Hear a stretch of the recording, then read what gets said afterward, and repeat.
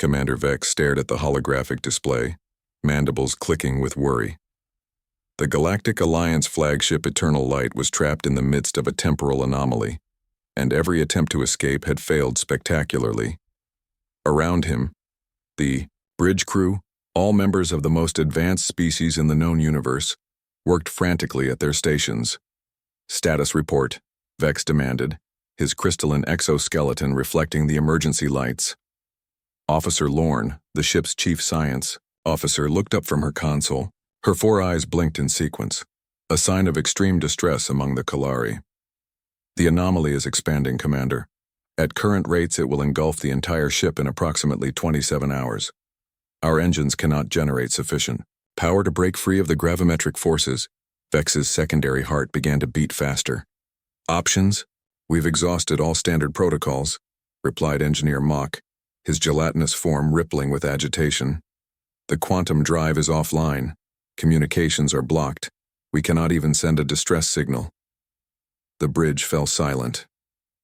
The Eternal Light carried representatives from 12 of the Galactic Alliance's most prominent species, brilliant minds, accomplished diplomats, and decorated officers. Yet none of them had the solution to this crisis. "There is one possibility," said Security Chief Dorn hesitantly. His metallic skin gleamed under the emergency lights as all heads turned toward him. "Speak," commanded Vex. "We have a human aboard." The statement hung in the air like a forbidden curse. Humans were a paradox in the galactic community. A species barely a millennium into their spacefaring era, they were considered primitive by most standards. Their technology was borrowed or adapted from other species.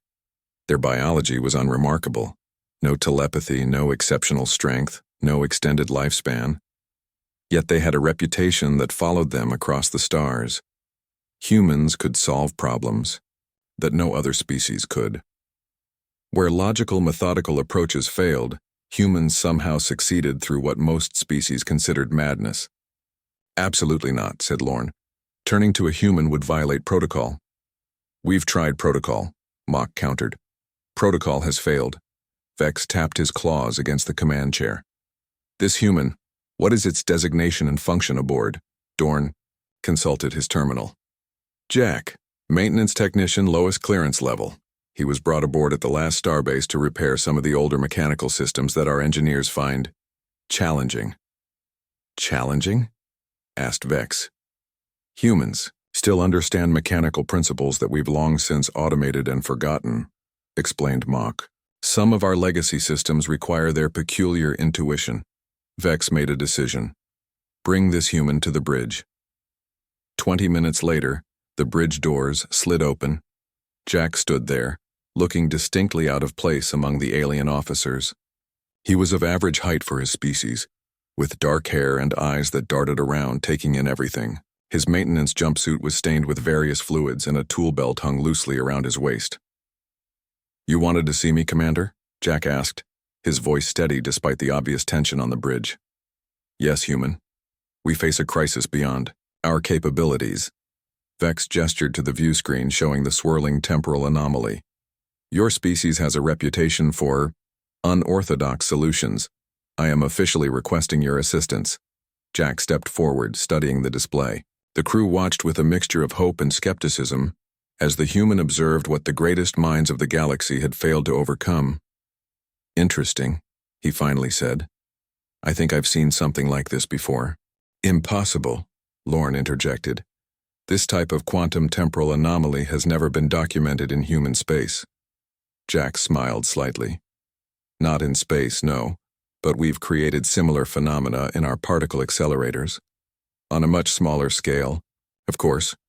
He stepped closer to the holographic display, eyes narrowing as he studied the swirling pattern of the anomaly.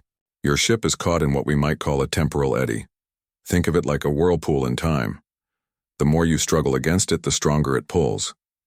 Vex's antennae twitched with interest. "You suggest we stop resisting?" "Not exactly," Jack replied. "But fighting it directly isn't working. May I?" He gestured toward the console. After a moment's hesitation, Vex nodded.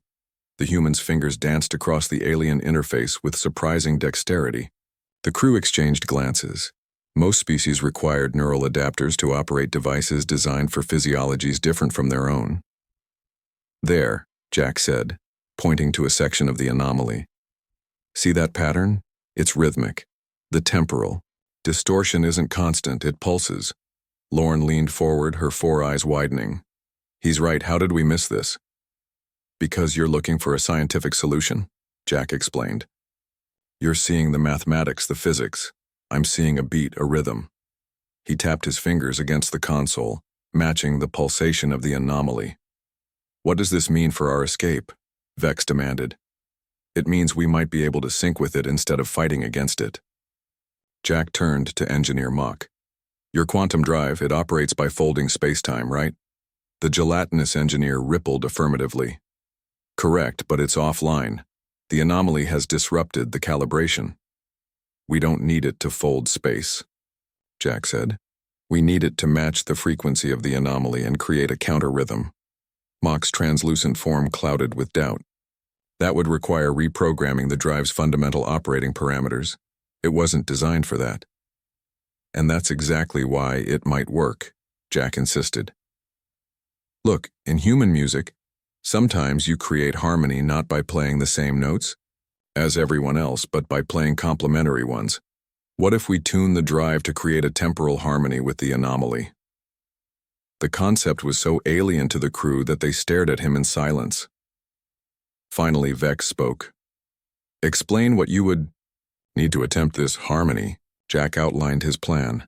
A bizarre combination of rerouting power systems, manually adjusting the quantum drive's resonance chambers, and timing the ship's movement to the anomaly's pulses.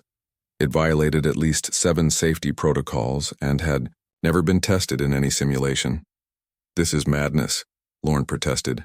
We could destroy the ship instantly. We're going to be destroyed in 27 hours anyway, Jack countered. What do you have to lose? After a tense debate, Vex made his decision. We will attempt the human's plan. Mock work with him to make the necessary modifications. Lorne recalculate our trajectory based on this rhythm hypothesis. As the crew dispersed to their tasks, Dorn approached the commander privately. Are you certain about this, sir? Trusting our fate to human intuition?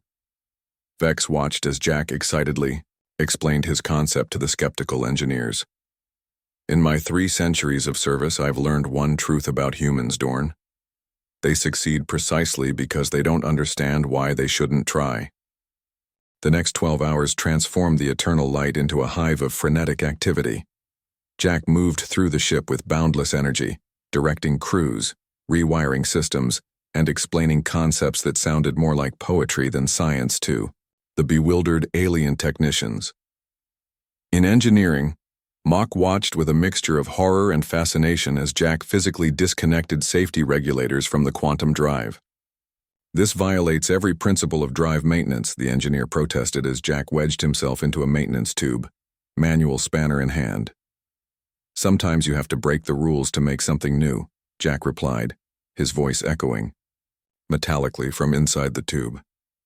These regulators are limiting the drive's harmonic range. We need it to sing, not hum. Quantum drives don't sing, Mock said. There was a loud clank followed by Jack's triumphant exclamation. He slid out of the tube, face smeared with lubricant, holding a complex device. They do now, he grinned, tossing the regulator aside. Listen. The drive's normal low hum had changed to a pulsating tone that seemed to rise and fall in an unpredictable pattern. The engineering crew's expressions ranged from alarm to awe. Meanwhile, on the bridge, Lorne worked with Jack's suggested calculations, her 4 eyes blinking in astonishment. This can't possibly work, she muttered to Commander Vex. He's treating a quantum temporal phenomenon like it's a dance partner. Is he incorrect? Vex asked. Lorne hesitated. That's what's so disturbing. His mathematic formulations are crude and imprecise, but they're not wrong. They're just approached from an angle I would never have considered. As the 18th hour approached, Jack called for a ship-wide test of his modifications. The crew gathered at their stations, many secretly recording final messages to their families, convinced the humans' plan would tear the ship apart. All sections report readiness, Vex commanded. One by one, the department heads confirmed their status. Finally, Jack stepped up beside the commander's chair. "We're as ready as we'll ever be," he said. "When I give the signal, we need to pulse the modified drive precisely as the anomaly reaches its peak intensity." "And this will create your harmony?" Vex asked. Jack shrugged. "Either that, or tear us into subatomic particles. But I've got a good feeling about this." The bridge crew exchanged glances. The casual way the human discussed their potential annihilation was both terrifying and somehow reassuring. As the critical moment approached, Jack stood by the main console, eyes fixed on the swirling pattern of the anomaly. His hand hovered over the activation control, rising and falling slightly with the rhythm only he seemed to fully perceive. "Get ready," he murmured. Almost. The ship's lights dimmed as power diverted to the modified drive. A vibration ran through the deck plates, setting teeth and exoskeletons on edge. The anomaly on the view screen seemed to pulse more intensely, as if responding to their preparations. "Now!" Jack slammed his hand down on the control. The eternal light shuddered violently. Alarms blared across every deck. On the view screen, the anomaly appeared to expand toward them at frightening speed. "It's going to crush us," Lorne cried. But Jack stood transfixed, watching the phenomenon with an expression of wonder rather than fear. "No," he whispered. "It's dancing with us." As the crew braced for destruction, something extraordinary happened. The ship began to move, not away from the anomaly, but into a synchronized orbital pattern around it. The violent shaking subsided, replaced by a gentle, rhythmic swaying. "What's happening?" Vex demanded. Jack's face broke into a wide smile. "We're riding the current," he said. "Just like surfing a wave back home." Surfing a wave. Vex's mandibles clicked in confusion. "It's a human recreational activity," Jack explained, his eyes never leaving the view screen where the eternal light now glided through the outer boundary of the anomaly in a graceful spiral. "You don't fight the ocean, you work with its power, become part of its motion." The bridge crew watched in stunned silence as their ship, rather than being crushed by the temporal forces, now rode along them. The terrifying alarms had quieted, replaced by a strange, almost musical hum that resonated throughout the vessel. "We're stabilized," Lorne announced, her 4 eyes darting across her instruments. "The hull integrity is holding, but—" She paused, rechecking her readings. "We're not escaping the anomaly. We're circling within it." Jack nodded. "That's phase 1. We needed to stop fighting it before we could find a way out. Now for phase 2. He turned to Engineer Mock. "Remember those power conduits we rerouted from life support to the secondary shield generators? The ones I objected to because they might cause sections of the ship to lose oxygen?" Mock's gelatinous form rippled with agitation. "Those are the ones," Jack confirmed cheerfully. "We need to reverse the polarity now and create a feedback loop through the main deflector array." Vex's antennae stiffened. "That procedure is not in any manual I've ever studied." "That's because I just made it up," Jack admitted. "But based on what we've seen so far, I think it will work. The anomaly responds to harmonics. It's almost like it's alive in a way. We need to communicate with it." Communicate with a temporal anomaly. Lorne's tone made it clear how absurd she found the concept. Jack shrugged. "Why not? Everything in the universe is connected by underlying patterns. Maybe what we call a temporal anomaly is just a pattern we don't understand yet." Despite their reservations, the crew had begun to trust the humans' unorthodox approach. After the near-miraculous stabilization, they proceeded with his next suggestion, creating what Jack called a resonance pulse through the deflector array. As the pulse activated, the view screen filled with breathtaking colors, swirls of energy that hadn't been visible before. The anomaly seemed to respond, its pattern shifting subtly. "It's working," Jack exclaimed. "It's showing us its structure." He pointed to a section of the phenomenon that appeared slightly less dense than the surrounding. Maelstrom. There, that's our exit point, but it's not fully formed yet. We need to help it open. How? Asked Vex. Jack's expression turned serious. We need to send out a probe, programmed with a counter-frequency to the anomaly's rhythm. It will create a disruption, like a stone thrown into a pond, and the ripples will temporarily create a gap in the pattern. And then? Mock questioned. Then we throw everything we've got into the engines and shoot through that gap, Jack replied. We'll have about 15 seconds before it closes. The plan was audacious, requiring precise timing and coordination between departments that were accustomed to methodical procedures, not split-second improvisations. Yet under Jack's guidance, they worked with newfound urgency and adaptability. As they prepared the probe, Security Chief Dorn approached Jack. I've observed something curious, human. Our crew, composed of the brightest minds in the Alliance, is now following your instructions without question. How have you earned such trust so quickly? Jack looked up from the probe he was programming. I haven't earned anything.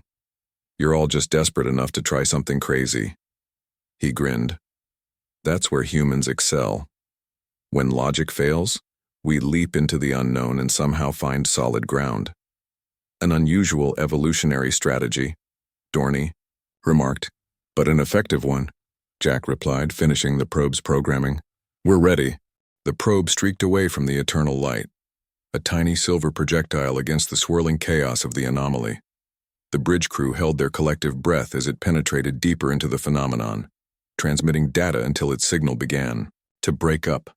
Final readings coming in, Lorne announced, her voice tense. The probe has reached the coordinates and is initiating the counter-frequency pulse. Jack stood beside Commander Vex's chair, eyes fixed on the view screen. Get ready, he said quietly. This is going to happen fast. For several long seconds, nothing seemed to change.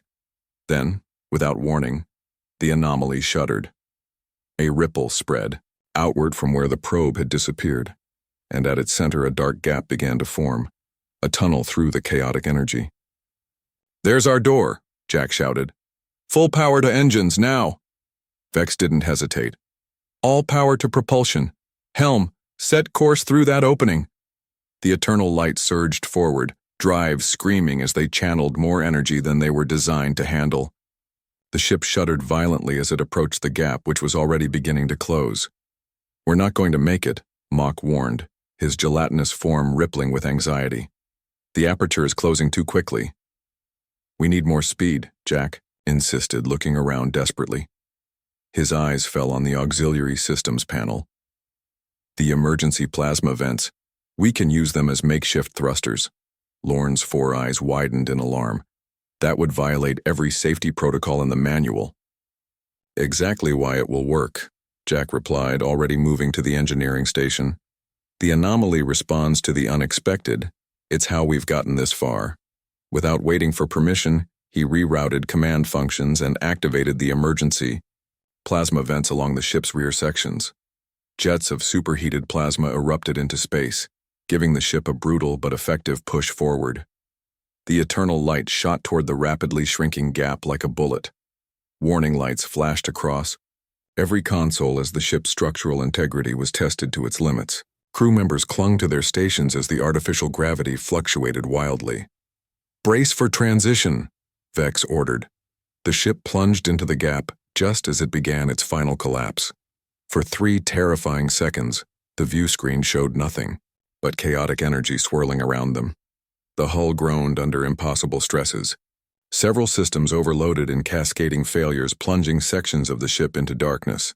Then suddenly, they were through, emerging into normal space with a final, violent shudder. The view screen cleared to show stars. Beautiful, stable, predictable stars. Position, Vex demanded, his voice steady despite the pandemonium around him. Lorne checked her instruments, antennae twitching in disbelief. We're exactly where we were before encountering the anomaly. Same coordinates, but... She paused, rechecking her readings. Commander, according to astronomical positioning, we've been displaced in time by approximately 3 days. A stunned silence fell over the bridge.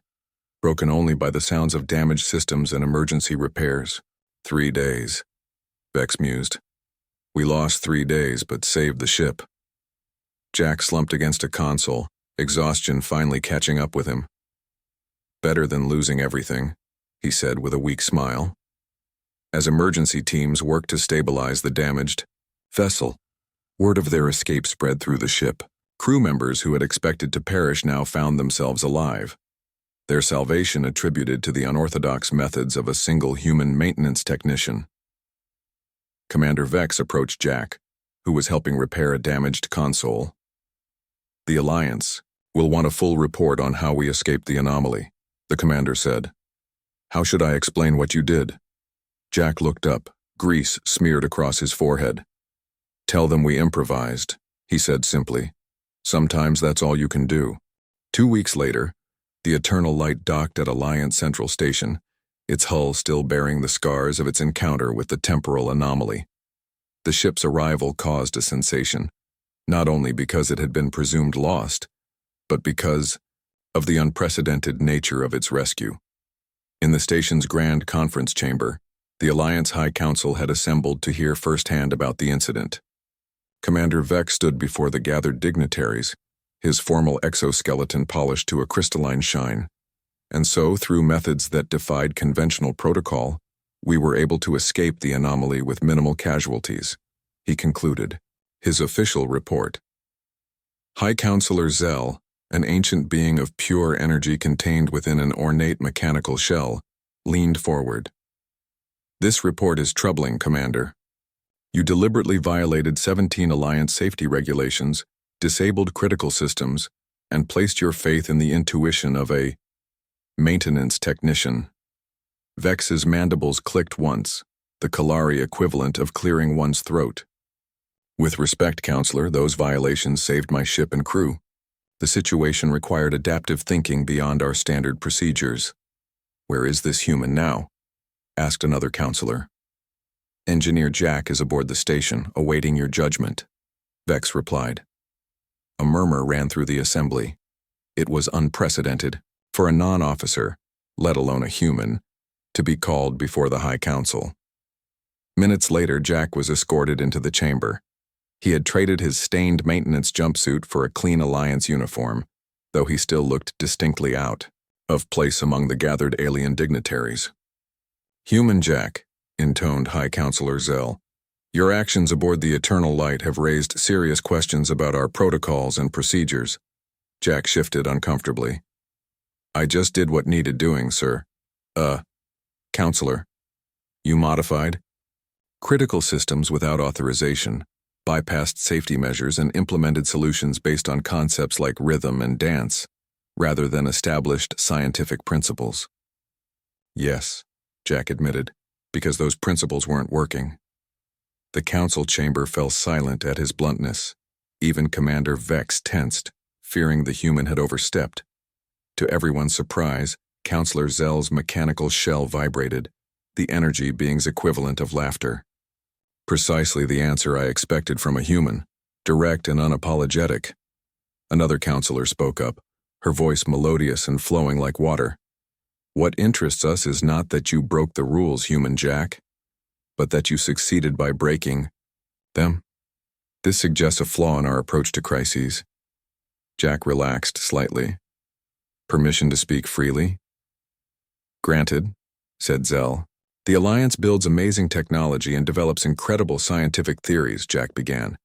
But you've become so dependent on them that you've forgotten how to improvise. Sometimes the universe throws problems at you that don't fit your models. That's when you need to try something that doesn't make perfect sense. Intuition over logic, one counselor scoffed. Not instead of logic, Jack clarified. Alongside it. Humans aren't smarter than Alliance species. We're just more comfortable with uncertainty. We expect things to go wrong and have to be figured out on the fly. The council deliberated privately for several minutes before Zell addressed the chamber again. The Alliance has long recognized the unique capabilities of humans, but we have primarily valued you for your cultural contributions and diplomatic flexibility. This incident suggests we have underestimated your problem-solving abilities. Therefore, the Council proposes a new initiative, Each Alliance flagship will now include a human contingent specifically tasked with addressing situations that defy conventional solutions. Jack blinked in surprise. You're creating positions for some professional rule breakers? We prefer the term adaptive crisis specialists, Zell replied, a hint of amusement in his energy patterns. But essentially, yes. Sometimes the unthinkable is exactly what's needed. 6 months later, the refitted Eternal Light prepared to depart Alliance Central Station on a new mission. Its hull gleamed, all traces of damage erased, but the ship was not the same vessel that had limped into port half a year earlier. Most notably, it now housed the Alliance's first official human crisis response unit. A team of 12 humans selected for their diverse backgrounds and unconventional thinking. Their quarters and workspaces occupied a previously unused section of the ship, modified to accommodate human preferences and working styles. Commander Vex stood in the doorway of what the humans had dubbed their think tank, a chaotic space filled with physical models, handwritten notes on actual paper, and various objects that seemed to have no scientific purpose whatsoever. Jack, now officially designated as Chief Adaptive Specialist rather than a maintenance technician, was in the middle of explaining something to the gathered human team using hand gestures and a crude drawing. Am I interrupting? Vex asked. The humans turned and Jack grinned. Not at all, Commander. We're just wargaming some worst-case scenarios. Care to join us? Vex entered hesitantly. In the month since the anomaly incident, he had worked closely with Jack to establish the new unit, but the human approach to problem-solving still bewildered him. We launch in 3 hours, Vex said. The crew is curious about how your team will integrate into our operations. Jack nodded. We've been wondering the same thing. Alliance crews are used to following precise protocols. We're being asked to, well, not do that. A balance will need to be found, Vex acknowledged. But after what you accomplished, the Alliance is willing to embrace some chaos in the interest of adaptability. One of the new human team members, a woman named Anna with expertise in theoretical physics, spoke up. We've been studying the logs from the anomaly incident. Jack's solution wasn't just luck, there was logic to it, just not the kind of logic the Alliance typically uses. Pattern recognition through analogy, added another human named Mark. Seeing similarities between apparently unrelated phenomena. It's how humans navigate complexity when we don't have enough data for a complete model. Vex's antennae twitched with interest. Then perhaps we have more to learn from humans than emergency crisis response. It goes both ways, Jack said, more serious than Vex had ever seen him. We wouldn't have survived without your ship and crew. Human intuition plus Alliance technology and discipline, that's a combination that could tackle problems we haven't even imagined yet.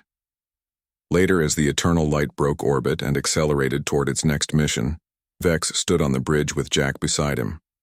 The human crisis team had been integrated into the duty roster, with at least one member present, on the bridge during each shift.